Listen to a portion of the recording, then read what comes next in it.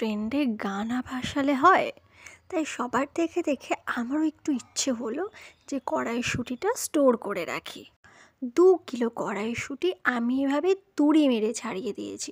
ঠিক আছে ঠিক আছে, আমার আর প্রশংসা করতে হবে না। যাই হোক, বাদ দাও। এবার কড়াইয়ে বেশ কিছুটা জল দেব।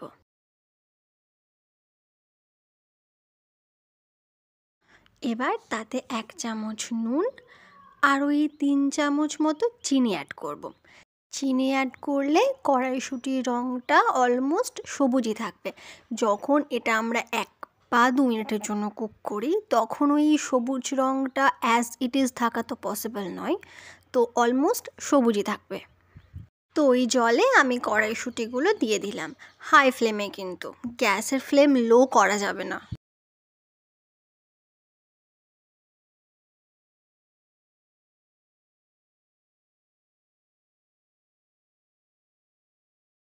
তারপর আমরা খুন্তির সাহায্যে এভাবে একটুখানি নাড়িয়ে দেব, যাতে সব কড়াইশুঁটিগুলো ইভেনলি কুক হয়। মাত্র 2 মিনিট, কিন্তু 2 মিনিটের থেকে 1 সেকেন্ডও যেন বেশি না হয়।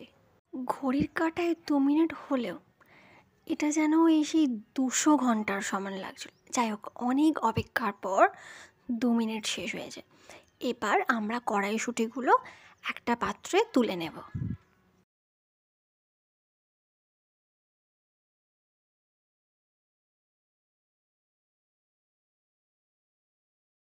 এবার ফ্রিজে ঠান্ডা জল ইউজ করব। এটাও হেল্প করে ওই সবুজ রঙটা ধরে রাখতে।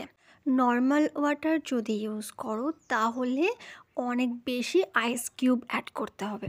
আমার কাছে অনেক বেশি আইস কিউব ছিল না, তাই আমি চিল্ড ওয়াটারের সাথে কয়েক টুকরো বরফ দিলাম। এবার হাতের সাহায্যে আমরা এভাবে একটু ওপর নিচে করে দেব, যাতে ইভেনলি কড়াইশুঁটিটা ঠান্ডা হয়। আমরা যদি এখানে চিল্ড ওয়াটার ইউজ না করি তাহলে কড়াইশুঁটির কুকিং প্রসেসটা বন্ধ করা যাবে না, আর কড়াইশুঁটিটা ওভার কুক হয়ে গেলে আর আমরা এটা স্টোর করে রাখতে পারবো না। এবার এরকম একটা স্ট্রেনারে আমরা এগুলোকে ছেঁকে রেখে দেবো। আফটার 10 মিনিটস আমরা এগুলোকে রোদে রাখবো। এবার একটা সুতির কাপড়ে আমরা এই কড়াইশুঁটিগুলো মেলে দেবো ওই 4 থেকে 5 ঘন্টার জন্য। এবার সুতির কাপড়ের সাহায্যে আমরা ওপরের জলটাও এভাবে মুছে দেব। হ্যাঁ, দেখতে পাচ্ছ যে সবুজ কালারটা অলমোস্ট সবুজই আছে।